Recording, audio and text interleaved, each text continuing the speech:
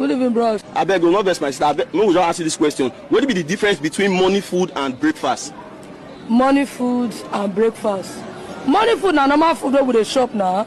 You make eba, naka with better banga or ogbolo soup. Why breakfast? Na people dey suffer dey shop am. God, why now? They'll buy or put 2 slices of bread, put 1 egg for middle, 1 small cup of tea. That one now they call breakfast. And breakfast, now people they stay for flat, now they shop breakfast. Like who they stay for face me and face in 1 room, now morning food with the shop. Jesus is Lord. Are you serious? Normal life. Madam, I want your husband name. I'm not lazy. Ya no mo wine ndoors are not on actually. Oh, but I know Lohogi.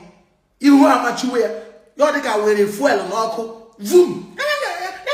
Bobble over again. You're the guy that be against it. Man, no wine does us have volley again. Jim Million. You know, Mbabla, your husband, you're not there for the open soup. Mboblo Matarola, Ula, Woko. Man, I have volley again. Jim Million, Nazy. I am Jaboom, okay. You know, close to Wagabani, you know. Everybody, your side chicky buteregi. Your side chicky buteregi. Everybody, all the dangerous. O mazaga sabu gi Jim Million. And when you know Charamotanakam. Mbunina Netina Apa. Mbunina Netina Apa. Erisland side chicky shiligi. In a nonsense. Ube Asafala Jim Million.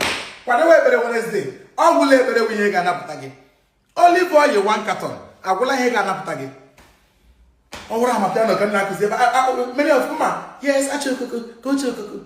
Momo Adala Bubu, Momo Malabubu, Mumu Woke Labubu.